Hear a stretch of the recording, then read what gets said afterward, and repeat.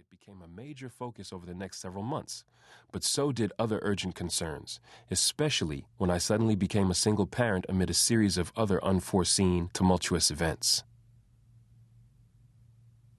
During the long, cold winter of 1982, as government programs to help the poor were being eliminated, the economy in the Bay Area, as in the rest of the country, was in a downturn. At a time when jobs and affordable housing were becoming harder to find, access to cheap street drugs like angel dust and PCP was starting to get easier. If you happened to visit San Francisco in the early 1980s, you were probably unaware of the deepening crisis. You might have heard about what neighborhoods to avoid, where you were warned about the winos, junkies, bag ladies, transients, and others who, as they used to say in my part of Milwaukee, just went crazy. Or maybe you did notice some of the signs: the long food lines, multiplying numbers of panhandlers, the mothers and children on the steps of overcapacity shelters, runaway teenagers, or those sleeping human forms that sometimes looked more like mounds of discarded clothing left in alleys, on park benches, at transit stations, and under the eaves and in the doorways of buildings. You may have paused to wonder what kinds of lives and dreams and stories had been lived before, and perhaps to consider how easy it would be for anyone to fall through the cracks of whatever support had once existed, or to face a sudden crisis of any proportion and simply stumble into the hole of homelessness. Chances are, however, no matter how observant you might have been, you wouldn't have noticed me.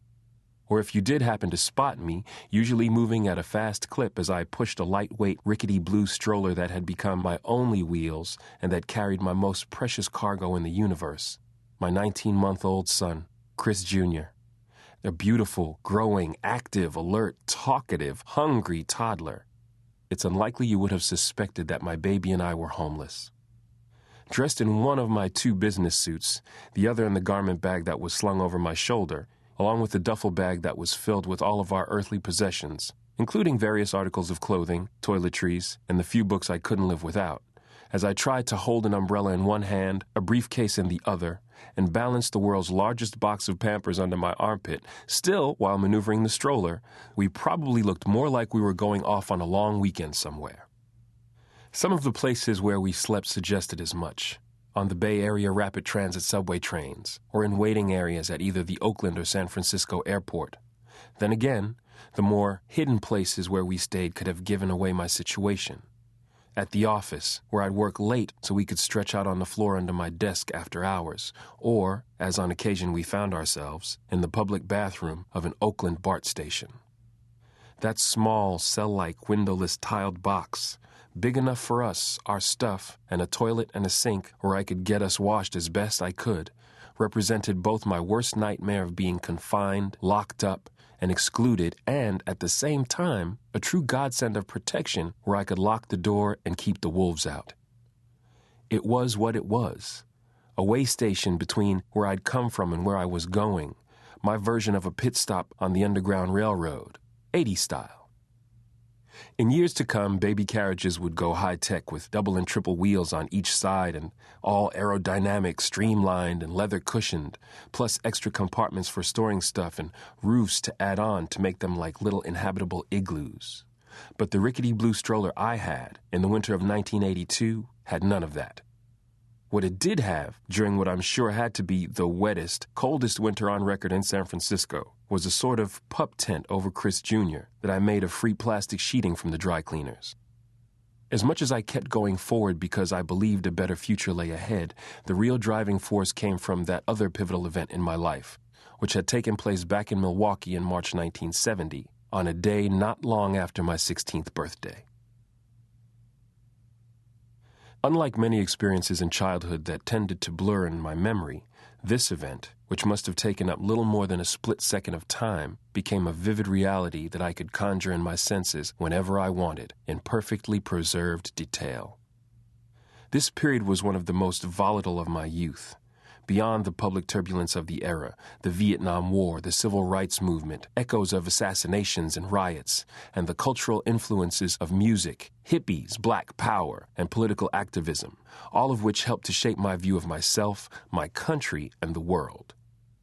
The TV on this particular day was, in fact, the focus of my attention, and key to my mood of happy expectation, not only because I was getting ready to watch the last of 2 games played in the NCAA's Final Four, but because I had the living room all to myself. This meant that I could hoot and holler all I wanted. Another cause for feeling good that day was that my mother happened to be the only other person at home. Even if she wasn't sitting down beside me to watch the game, but was somewhere nearby, busy ironing clothes in the adjacent dining room, as it so happened, it was as if the house was breathing a sigh of relief for just the 2 of us to be there, something that almost never occurred, especially without my stepfather's menacing presence. None of that is of any consequence as I'm sitting there, so engrossed in anticipation of the tip-off and so very caught up in the announcer's hype of both the athletic ability and fortune awaiting Artis Gilmore and Pembroke Burrows III that I say out loud to no one, "Wow, one day those guys are going to make $1 million." Mom's, standing at the ironing board just behind me in the next room, says very clearly, as though she'd been sitting next to me the whole time, "Son, if you want to, one day, you could make $1 million." Stunned, I allow her pronouncement to seep in without responding. No response is necessary, as Betty Jean Triplet née Gardner has gone on record with a statement of fact, not to be questioned or responded to. It is as factual as if one would say on Friday, "Tomorrow is Saturday." It was biblical, one of the 10 commandments handed down from God to Mama. If you want to, one day you could make $1 million. All in an instant, my world turned inside out. In 1970, the only way a kid from the ghetto like me had a chance to go make $1 million was if he could sing, dance, run, jump, catch balls, or deal drugs. I could not sing. I am still the only black man in America that cannot dance or play ball. Now, she had told me, and I was 16 years old and I believed her, that my job could be to make $1 million if I wanted to. The amount of money wasn't what mattered when Mom said it. The operative part of her message was that if I wanted to do something, whatever it was, I could. I not only believed her then, at age 16, but I continued to believe that statement in all the days that followed, including that fateful day in San Francisco when I got the first inkling of a future in Wall Street, and in those moments pushing up the hills in the downpour with my son, looking up at me from his stroller through rain-splattered dry-cleaning plastic, and in the desolate hours when the only place of refuge was in a BART station bathroom. In my memory sketch of early childhood, there is one image that stands out above the rest, which when called forth is preceded by the mouth-watering aroma of pancake syrup warming in a skillet and the crackling, bubbling sounds of the syrup transforming magically into homemade pull candy. Then she comes into view. The real pretty woman who stands at the stove, making this magic just for me. Or at least, that's how it feels to a boy of 3 years old. There's another wonderful smell that accompanies her presence as she turns, smiling right in my direction, as she steps closer to where I stand in the middle of the kitchen, waiting eagerly next to my sister, 7-year-old Ophelia, and 2 of the other children, Rufus and Pookie, who live in the house. As she slips the cooling candy off the wooden spoon, pulling and breaking it into pieces that she brings and places in my outstretched hand, as she watches me happily gobbling up the tasty sweetness, her wonderful fragrance is there again. Not perfume or anything floral or spicy.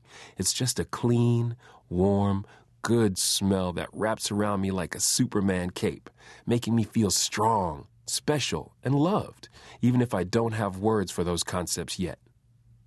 Though I don't know who she is, I sense a familiarity about her, not only because she has come before and made candy in the same fashion, but also because of how she looks at me, like she's talking to me from her eyes, saying, "You remember me, don't you?"